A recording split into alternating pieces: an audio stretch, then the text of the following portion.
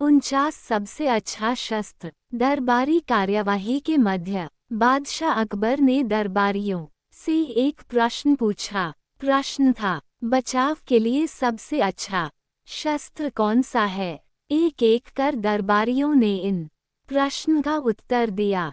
किसी ने तलवार कहा तो किसी ने भाला, किसी ने तीर कमान कहा तो किसी ने चाकू। जब बीरबल की बारी आई तो वह बोला, जहां पनाह, मेरे विचार से मुसीबत में जो हाथ में हो वही सबसे अच्छा शस्त्र होता है।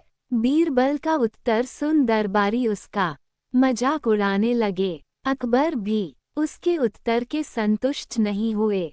बीरबल उस दिन तो अपमान का घूंट पीकर रह गया, लेकिन अपनी बात सही साबित करने का मौका बहुत जल्द उसके हाथ लग गया। बादशाह अकबर अक्सर भेष बदलकर नगर भ्रमण पर निकला करते थे।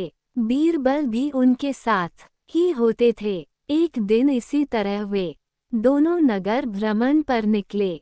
वे एक तंग गली से पैदल गुजर रहे थे, तभी एक मतवाला हाथी उस गली में आ गया। उस हाथी को देख अकबर डर गए। उस समय उनके पास एक तलवार थी, लेकिन इतने बड़े हाथी के सामने वह किसी काम की नहीं थी।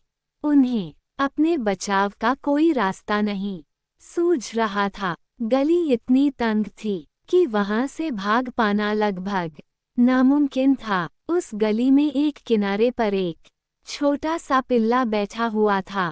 जब बीरबल की नजर उस पर पड़ी तो उसने उसे उठाया और हाथी के ऊपर फेंक दिया। इस तरह हाथी के ऊपर उछाल दिए जाने पर पिल्ला डर गया।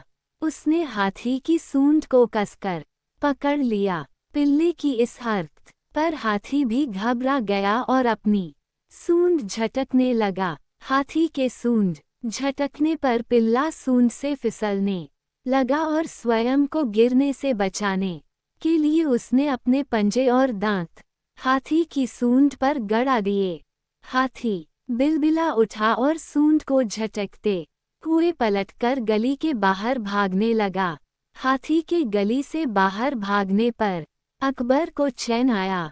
पसीने पोंछते हुए जब उन्होंने बीरबल को देखा तो बीरबल मुस्कुरा रहा था। अकबर बीरबल की मुस्कुराहट का अर्थ समझ नहीं पाए और पूछ बैठे, बीरबल, ऐसी संकट की घड़ी में भी तुम मुस्कुरा रहे हो। बीरबल बोला, जहां पनाह, मुसीबत की इस घड़ी में छोटा सा पिल्ला हमारा शस्त्र बना और हमारी रक्षा की। इस घटना से आपको अवश्य यकीन हो गया होगा कि मुसीबत में जो हाथ में हो वही सबसे अच्छा शस्त्र होता है।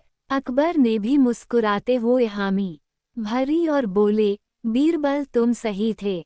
उस प्रश्न के सही उत्तर के साथ आज हमारी रक्षा करने के लिए भी तुम पुरस्कार के पात्र हो।